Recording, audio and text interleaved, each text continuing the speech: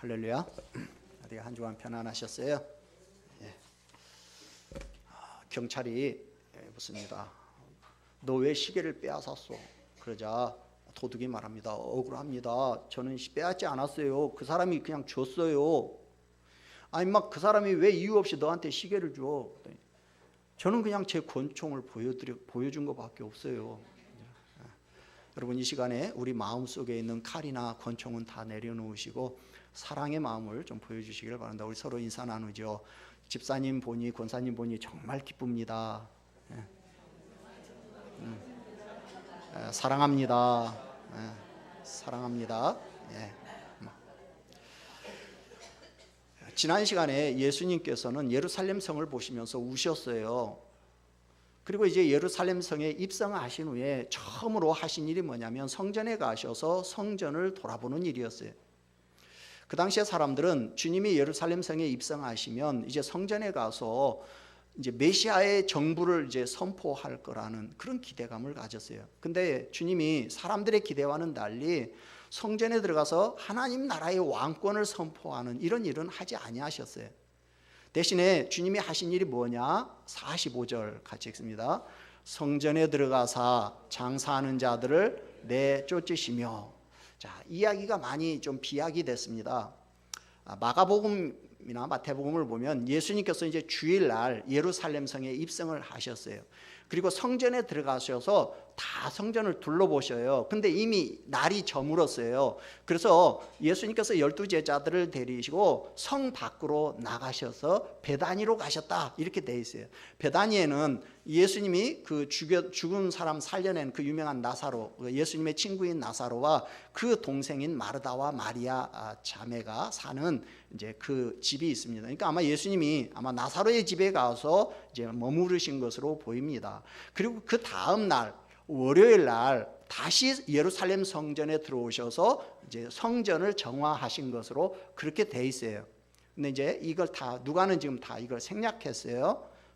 그리고 또 누가는 예수님께서 성전을 정화하시는 내용도 아주 간략하게 묘사를 하고 있어요. 그냥 딱 한마디 합니다. 장사하는 자들을 내쫓으셨다. 이렇게만 딱 그냥 기록을 하고 있어요. 그러나 마태복음이나 마가복음을 보면 예수님께서는 성전에서 매매하는 자들을 다 내쫓으시고 환전하는 자들의 상을 그리고 비둘기 파는 자들의 의자를 다 둘러엎으시고 그리고 누구도 물건을 가지고 성전 안을 왔다 갔다 하지 못하도록 하셨다. 이렇게 돼 있어요. 자, 예수님은 성전에 들어가셔서 장사하는 자들을 내쫓으셨다 그랬는데 여기 장사하는 자들이 누굽니까? 자, 이 부분을 이해하려면 그 당시 성전 상황을 조금 이해할 필요가 있겠죠. 하나님은 이스라엘의 남자는 누구를 막론하고 1년에 3차례 성전에 올라오도록 그렇게 말씀하셨어요. 그리고 성전에 올라올 때는 빈손 들게 털레털레 오지 말고 재물을 가지고 오도록 그렇게 명하셨어요. 그런데 예루살렘에 사는 사람들한테는 그게 문제가 안 되지만 먼 지방에 사는 사람들한테는 굉장히 힘든 일입니다. 보통 지방에서 성전에 한 번씩 예루살렘까지 오려면 뭐 걸어서 다니는 시절에 뭐 2, 3일씩 걸리니까요. 더군다나 해외에 사는 사람이 예루살렘 성전을 찾아올 때는 뭐 며칠씩 걸리기도 해요. 근데 그 하나님 성전에 제물 드리겠다고 뭐 지방에서 며칠 동안 뭐 양 끌고 오고 그러면 그동안 양 먹을 또 뭐 꼴도 뭐 가져와야 하고 보통 불편한 게 아니죠. 그래서 대부분은 그냥 이제 돈을 가지고 와서 예루살렘 성전에 와서 제물을 사고 또 필요한 무슨 포도주나 아니면 기름이나 이런 걸 사가지고 이제 드리는 거예요. 그러니까 성전에는 당연히 이 먼 데서 온 사람들을 위해서 제물을 파는 이제 짐승들을 파는 이제 상인들이 있었겠죠. 그다음에 모든 유대인의 남자들은 1년에 반세겔의 성전세를 드리도록 돼 있어요. 1세겔이 4데나리온이니까 이제 성전세 반세겔이면 장정이 이틀 동안 이제 일해서 벌 수 있는 품삯. 요즘 우리로 말하면 뭐 한 10만 원 내지 뭐 15만 원 뭐 이 정도의 이제 돈이 해당되는데요. 근데 성인이 된 유대인 남자들은 다 이걸 이제 내도록 되어 있어요. 주님도 이 세를 내신 적이 있어요. 마태복음 17장에 보면 가버나움에서 예수님이 계실 때 이 성전세를 받는 자들이 베드로에게 찾아와서 시비를 겁니다. 왜 너희 선생은 성전세 안 내냐? 예수님한테 그랬더니 예수님께서 야 아들이 세금 내는 거 봤냐? 그러니까 아들은 세금 내지 않지만 그러나 저들이 시험 들지 아니하도록 그냥 성전세 내라. 근데 이제 성전세를 내게 하는 방법이 독특하죠. 베드로에게 갈릴리 호수 가가지고 이제 낚시를 해가지고 처음 걸려오는 물고기의 입을 벌려보면 1세겔이 들어있을 거니까 1세겔이면 이제 반세겔이니까 1인당 성전세가 두 사람 몫이잖아요. 그거 가지고 내 거하고 네 거하고 내라. 이렇게 해가지고 성전세를 내게 하신 적이 있죠. 근데 지금 주님이 예루살렘에 입성하신 때가 언제냐면 이제 유월절을 며칠 앞두고 있는 때예요. 그러니까 지금 해외에 흩어져 있는 유대인들이 유월절을 지키기 위해서 예루살렘에 엄청난 사람들이 지금 순례를 온 거예요. 오고 있고 또 그러면서 이제 그들은 뭐예요? 밀렸던 성전세, 그동안 못 냈던 성전세를 이제 내는 거죠. 그런데 유대인들은 이방인들은 부정하다 이런 생각을 가지고 있어요. 그렇기 때문에 이 부정한 사람들이 사용하는 이방인의 돈도 부정하다.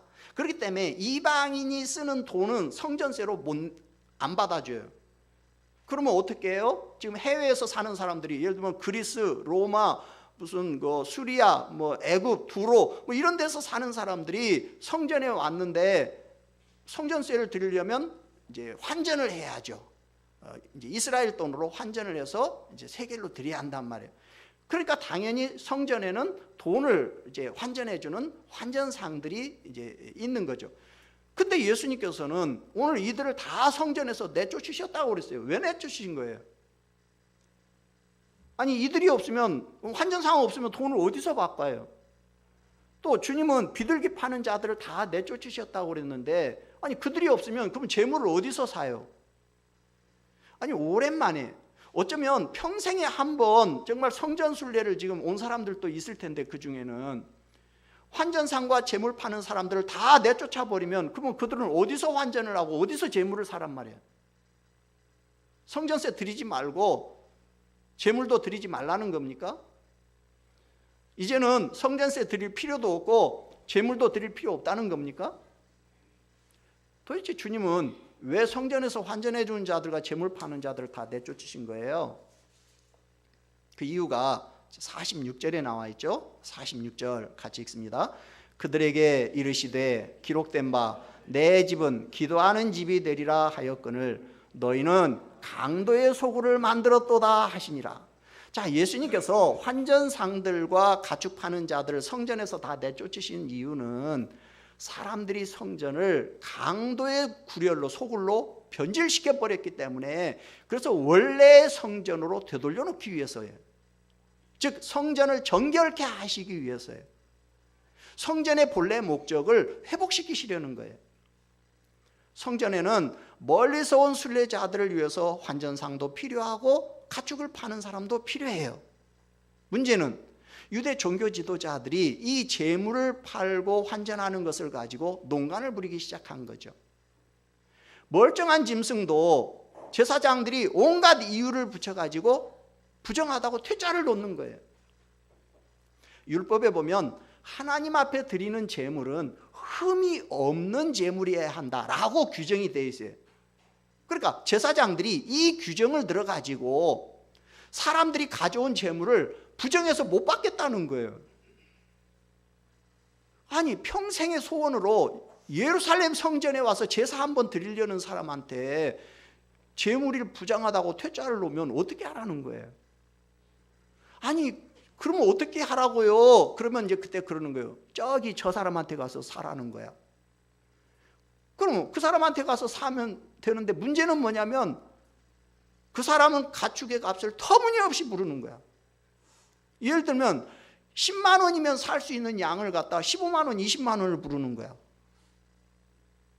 평생 소원으로 직접 예루살렘 성전에 가서 하나님 앞에 제물 드리기를 소원하는 사람으로서는 뭐 할 수 없는 거예요. 그냥 억울하지만 울며 겨자 먹기로 그냥 그 사람한테 그 제물을 살 수밖에 없는 거야. 환전상도 마찬가지예요. 지금 우리는 이제 은행에 가서 환전을 하죠. 은행에 가면 이제 그때 매매 기준율이라고 하는 이제 기준 환율이라는 게 있어요. 어제 그냥 제가 이제 설교 준비해서 그냥 한번 인터넷 들어가 봤더니 미국의 달러는 어제 보니까 1132원 50전이더라고요. 그러나 우리가 가서 달러를 사려고 하면 1132원 50전만 주면 바꿔지는 게 아니라 이제 수수료를 좀 더 받습니다. 달러 같은 경우는 지금 이제 20원을 더 줘야 이제 1달러를 바꿔줘요. 그러니까 퍼센테이지로 따지면 한 2%를 이제 수수료로 은행이 받는 거예요. 물론 이제 우리가 달러를 가지고 있어서 가서 이제 우리나라 돈으로 바꾸려고 할 때도 역시 또 2% 수수료를 뗍니다. 그러니까 1132원을 내주는 게 아니라 달러를 가져가면 1112원만 내줘요. 중국 이제 달러는 2%지만 중국의 엔화 같은 경우는 5%를 떼요. 그러니까 이게 이제 통화가 잘 안 되는 이제 그런 통화들은 이 수수료율이 좀 커요. 이제 그러니까 각 통화마다 좀씩 차이가 나는데요. 문제는 예루살렘 성전의 환전상들이 이 환전 수수료를 엄청나게 뗀다는 거죠. 자, 그러면 이렇게 벌어들인 돈은 어떻게 하느냐? 그 당시 종교 지도자들과 상인들이 나눠 갖는 거예요. 또는 장사꾼들에게 미리 돈을 받고 이번 절기 때 성전들에서 장사를 할 수 있는 권리를 이제 주는 거예요, 그 사람한테. 그러니까 그 당시에 상인들은 어떻게 보면 사내들인의 종교 지도자들이 고용한 상인들인 거예요. 그러니까 그 당시 종교 지도자들은 어마어마한 돈을 매년 이런 걸로 이제 벌어들이는 거예요. 주님이 성전에 들어가실 당시에는 유월절 직전입니다. 그러니까 수많은 순례객들이 지금 몰려 있어요. 그리고 또 상인들이 또 대목이니까 이 틈에 이제 또 한몫 잡아야겠다 해가지고 막 성전 뜰이 그냥 사람 발 디딜 틈이 없었겠죠. 그게 뭐 막 이 성전 뜰이 그냥 경건한 것이 아니라 장사꾼들의 호객 소리와 온갖 가축들의 그 울음소리, 또 이 가축들이 막 이 배설물 뭐 이런 걸로 그냥 성전들이 난장판이 돼 있었겠죠. 그래서 주님께서는 성전에 가셔서 제일 먼저 이 장사꾼들을 다 내쫓으셨어요. 예수님이 성전을 정화하신 사건은 우리 성경에 보면 두 번이 나와요. 한 번은 요한복음 2장에 보면 예수님께서 이제 공생애를 처음 시작하실 때 유월절을 앞두고 예루살렘 성전에 가셨다가 똑같은 장면을 보고 한번 성전을 확 뒤집어 엎으면서 정화하신 적이 있어요. 그리고 두 번째는 예수님께서 이제 공생애를 마치시면서 지금 역시 유월절을 앞두고 성전에 들어가셨다가 성전을 정화하셔요. 이 두 사건은 별개 사건이에요. 그러니까 예수님은 처음 공생애를 시작하실 때 한 번 성전을 정화하신 적이 있는데 3년이 지난 뒤에도 가보니까 하나도 변하지 않고 3년 전 그대로였던 거예요. 3년 전에도 주님은 내 집을 더럽히지 말라 이렇게 하셨는데 종교 지도자들은 이 주님의 말씀을 무시하고 계속해서 성전을 더럽히고 있었던 거예요. 이와 같이 그 당시 유대 종교 지도자들은 상인들과 야합을 해가지고 하나님께 예배드리는 성전을 장사꾼들의 소굴로 만들어버린 거예요. 결국 성전은 하나님한테 예배드리는 장소가 아니라 뇌물을 주고받는 장소고 장사꾼들의 장터가 돼버린 거예요. 이런 성전 상황은 그 당시 종교적으로 얼마나 그들이 부패해 있는가를 여실히 지금 보여주고 있는 장면이죠. 예수님은 이런 상황을 정면으로 거부하고 나서신 거예요. 그래서 예수님이 어떻게 하셨느냐? 첫째로 먼저 성전이 어떤 곳인가를 가르쳐 주셨어요. 자, 46절 같이 읽어보죠. 그들에게 이르시되 기록된 바 내 집은 기도하는 집이 되리라 하였거늘. 거기까지. 예수님은 성전에 대해서 두 가지를 가르쳐 주셨어요. 하나는 성전은 하나님의 집이라는 거예요. 예수님께서는 성전을 내 집이라고 그러셨어요. 그러니까 성전은 예수님의 집이에요. 하나님이 머무시면서 사시는 하나님의 집이에요. 주님이 성전에서 장사하는 자들을 내쫓으신 것은 뭐냐? 성전이 당신의 집이시기 때문에 당신의 집을 친히 청소하신 거예요. 다른 사람들이 내 집에 들어와 가지고 막 집을 더럽히고 신발 신고 막 방도 돌아다니고 어지럽히고 막 자기네 강아지 끌고 와 가지고 막 우리 집에 아무데나 막 이게 개똥 소똥 막 싸게 만들고, 그랬을 때 가만히 두고 볼 사람이 누가 있겠어요? 마찬가지예요. 성전은 종교 지도자들의 집도 아니고 대제사장의 집도 아니에요. 성전은 예수님의 집이고 하나님의 집이에요. 그 말은 성전에 예수님이 계시고 하나님이 계신다는 거죠. 또 하나는 성전은 기도하는 집이라는 거예요. 여기 내 집은 기도하는 집이다 그러셨는데, 이 말씀은 이사야 56장 7절 말씀에서 인용해온 말씀이에요. 이사야 56장 7절은 이렇게 되어 있어요. 내가 곧 그들을 나의 성산으로 인도하여 기도하는 내 집에서 그들을 기쁘게 할 것이며 그들의 번제와 희생을 나의 제단에서 기꺼이 받게 되리니 이는 내 집은 만민이 기도하는 집이라 일컬음이 될 것입니다. 그렇게 기도라는 건요, 절대자 하나님을 향한 가장 기본적인 예배 의식이에요. 내 집은 만민이 기도하는 집이라는 것은 성전은 모든 사람이 하나님 앞에 나와서 예배하는 처소라는 거예요. 하나님은 이사야 선지자를 통해서 성전의 본래 목적, 성전의 본질은 희생제사와 기도를 통해서 하나님을 만나는 곳이다 라는 사실을 밝혀주셨어요. 앞에서 성전은 하나님이 계시는 하나님의 집이라고 그랬어요. 그러면 하나님이 성전에 왜 계셔요? 사람들, 당신의 백성들을 만나 주시기 위해서. 사람들은 성전에 나가서 하나님 앞에 제사를 드리고 예배를 드림으로 하나님을 만날 수가 있어요. 둘째로 예수님은 사람들이 거룩한 성전을 변질시켰다고 말씀하셔요. 예수님은 내 집을 너희는 강도의 소굴로 만들었다 이렇게 말씀하셨어요. 자, 너희는 강도의 소굴을 구려를 만들었다, 이 말씀 역시도 예레미야 7장 11절에서 인용해온 말씀이에요. 예레미야 7장 11절을 보면 내 이름으로 일컬음을 받는 이 집이 너희 눈에는 도둑의 소굴로 보이느냐, 여기 도둑의 소굴이라고 했는데요. 그러니까 하나님을 섬기는 자들이 타락하고 부패해서 성전을 도둑의 소굴로 만들어버렸다는 거예요. 그 당시 제사장들과 종교 지도자들이 율법을 악용해서 성전을 백성들로부터 돈을 갈취해서 사리사욕을 채우는 장소로 전락을 시켜버렸다는 거예요. 그 당시 성전은 타락할 대로 타락하고 부패할 대로 부패했던 거예요. 성전이 기도하는 집이 아니라 강도의 소굴이 됐다라는 것은 성전의 종교성이 상실되었고 하나님과 상관이 없는 곳이 됐다는 거예요. 이제는 다시 말하면 성전이 더 이상 하나님을 만나는 장소가 아니라 부패의 온상이고 위선과 욕심의 투기장이 되고 장사꾼들의 무대가 되고 말았다는 거예요. 사실 성전은 종교와 정치가 하나로 연결되어 있는 재정일치 사회인 유대 사회에서는 나라를 통칭하는 말이기도 해요. 그러니까 온 민족의 정신적인 지주요 종교적인 핵심인 예루살렘 성전을 가리켜서 강도의 소굴이다, 예수님은 이렇게 선언하셨어요. 그것은 결국 정치 종교 지도자들에 대한 정면 도전이죠. 기존의 권위 체계를 깡그리 지금 무너뜨리고 있는 거예요. 우리 지난 시간에 41절에서 예수님께서 예루살렘 성을 보시면서 피통해 하시면서 우셨다고 했는데, 그 우신 가장 큰 이유 중에 하나가 바로 이거예요. 이스라엘 백성들이 종교적으로 타락해 있는 성전의 타락이었던 거예요.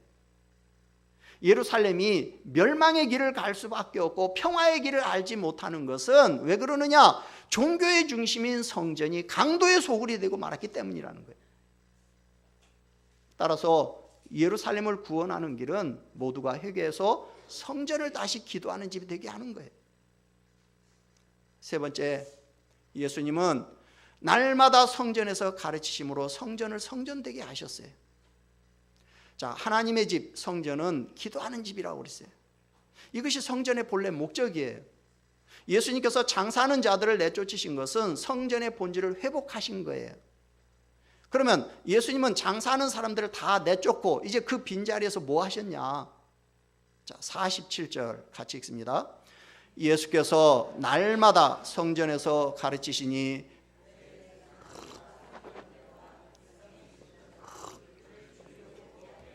예, 예수님은 아주 파격적인 언행으로 성전을 깨끗하게 청소하셨어요.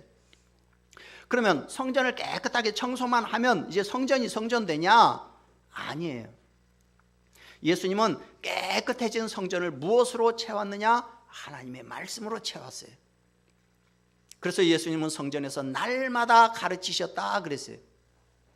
이건 예수님의 호된 비난과 공격의 대상이 성전 그 자체가 아니라 성전을 중심으로 지금 전개되고 있는 종교적인 부패상이다라는 사실을 말해주고 있는 거예요. 누가복음 11장에 보면 어떤 사람한테서 이제 더러운 귀신이 나갔어요. 나가가지고 귀신이 어디 머물 데 없나 찾는데 못 찾는 거예요. 그러니까 무슨 생각이 드냐면 에이 나왔던 곳으로 돌아가야겠다. 그래서 돌아가 봤더니 그 사람의 그 집이 깨끗이 청소가 돼 있는 거예요. 그래서 저가 어떻게 했다? 가서 더 악한 귀신을 7을 데려다가 들어가서 거하니까 그 사람의 나중 형편이 처음보다 더 심하게 됐다. 이런 말씀이 나와요. 자, 어떤 사람한테서 귀신이 나갔어요. 그 사람이 이제 깨끗해졌어요. 어떻게 해야 해요? 깨끗해진 그 상태 그대로 놔두면 안 됩니다. 그 빈자리를 채워야 하는데 뭘로 채워야 해요? 하나님과 하나님의 말씀으로 채워야 해요. 그렇게 하지 않으면 어떻게 되느냐? 하나님의 말씀으로 채우지 않으면 결국 그 자리가 더 악한 자가 와서 그 자리를 차지하는 그런 일이 일어난다는 거예요. 자, 예수님께서 성전을 깨끗하게 청소하셨어요. 그러면 어떻게 해야 하느냐? 그냥 그대로 그걸 놔두면 어떻게 되느냐? 그보다 더 악한 자들이 와서 그 빈자리를 차지하게 돼요. 그렇게 되지 않으려면 어떻게 해야 하느냐? 하나님의 말씀으로 그 빈자리를 채워야 해요. 그래서 예수님께서 어떻게 하셨느냐? 날마다 성전에 앉아서 말씀을 가르치셨다고 그랬어요. 예수님이 말씀을 가르치시는 곳에는 당연히 누가 있게 했어요? 말씀을 듣는 백성이 있죠. 그렇죠? 그러니까 48절에 보니까 백성이 다 그에게 귀를 기울여 들으므로, 그러니까 예수님께서 성전에서 이제는 깨끗이 청소한 다음에 뭐예요? 거기에 진리의 말씀을 그곳에서 선포하시고 백성들은 다 귀를 기울여서 진리의 말씀을 듣고, 이것이 진짜 성전의 모습이에요. 예수님은 성전을 하나님의 말씀으로 채우셨어요. 네 번째, 이렇게 성전이 회복된 곳에는 하나님이 역사하셔요. 자, 장사하는 자들이 떠난 그 자리에 오늘 보니까 누가 찾아왔어요? 더 악한 자들이 찾아왔어요. 누구예요? 대제사장들, 서기관들, 백성의 지도자들. 그들이 누구예요? 그들 역시 성전에서 하나님을 섬기고 백성들을 가르치는 자들이에요. 그런데 그들의 진짜 정체는 뭐냐? 성전을 이용해서 자기들의 이익을 추구하는 자들이에요. 이들이 가르친 것은 모두 다 자기들의 배를 채우기 위한 것들이었어요. 근데 예수님으로 인해서 자기들의 그 이익의 근거지가 이제 봉쇄가 돼버렸어요. 더구나 예수님으로 인해서 자신들의 치부가 사람들 앞에 적나라하게 다 드러나 버렸어요. 그리고 예수님이 있는 한 지금까지 그들이 해먹은 비리를 계속하기 힘들게 됐어요. 그래서 그들이 전부 씩씩거리면서 눈의 가시와 같은 예수님을 죽이려고 모여든 거예요. 근데 와서 봤더니 성전이 비어있는 것이 아니라 하나님의 말씀과 하나님의 말씀을 듣는 자들로 가득 차 있는 거예요. 즉 성전의 본래 모습이 회복이 되어 있는 거예요. 그러자 그들은 어떻게 했어요? 어떻게 하지를 못하죠. 성전이 회복되면 그곳에 하나님이 계셔요. 하나님이 계신 곳에서는 악의 무리들이 꼼짝을 못합니다. 그래서 48절을 다시 읽죠. 백성이 다 그에게 귀를 기울여 들으므로 어찌할 방도를 찾지 못하였더라. 집권자들은 예수님을 당장 제거하고 싶었지만 성전 안에 예수님의 가르침에 몰려든 많은 사람들 때문에 어떻게 할 방도를 찾지 못했다고 그랬어요. 아마도 유월절을 앞두고 많은 사람들이 예루살렘 성전에 모여들었을 거예요. 특별히 그동안 갈릴리 지방에서 예수님의 활동을 잘 지켜보고 알고 있는 사람들도 많았을 거예요. 따라서 예수님의 인기는 막 폭발적으로 성전을 꽉 채우게 되었고, 반대로 종교 지도자들은 위기감에 쫓기는 처지가 되고 만 거죠. 여러분, 성전이 성전 본래의 모습으로 회복이 되면 하나님이 그곳에서 계셔요. 그리고 하나님이 계신 곳에서는 어둠의 세력들이 꼼짝하지 못한다라는 사실을 믿으시기 바랍니다. 여러분, 오늘 우리 교회에 주님이 찾아오신다면 어떨까요?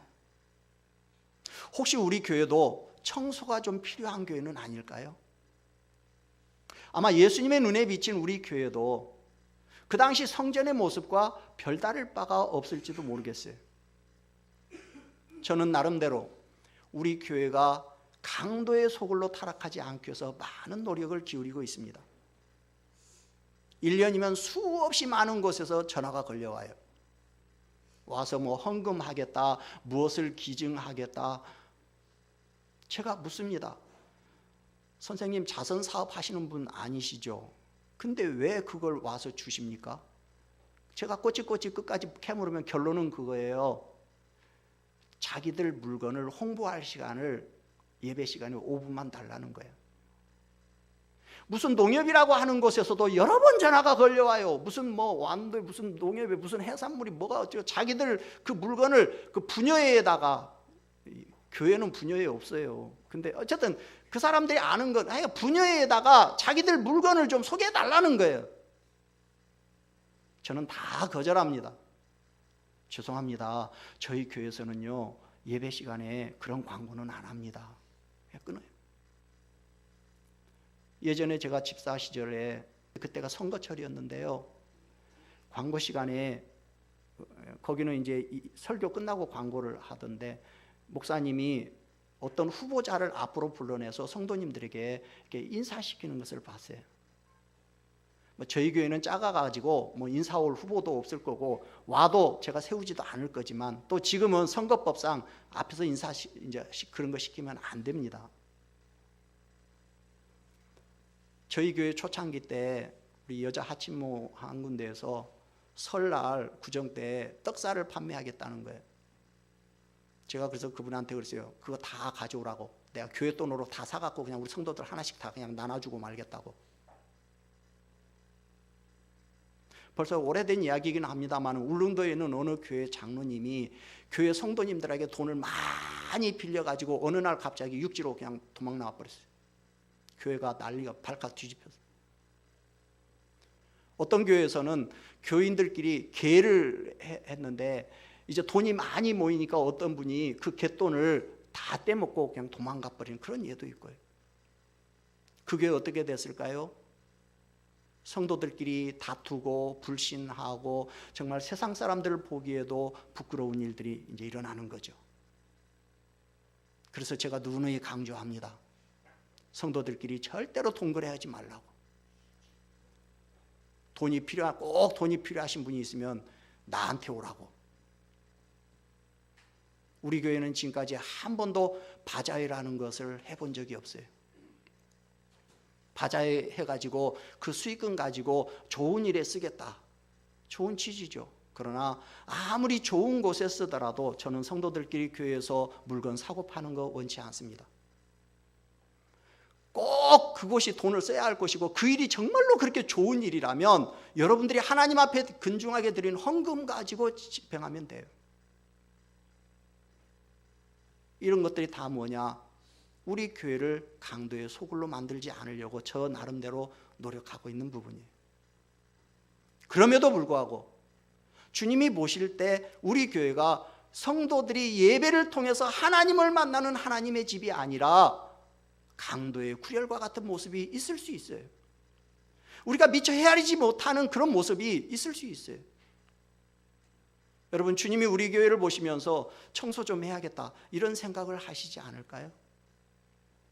주님이 우리 교회 성도님들 한 분 한 분을 보시면서 너 청소 좀 해야겠다, 혹시 이런 생각 하시지는 않을까요?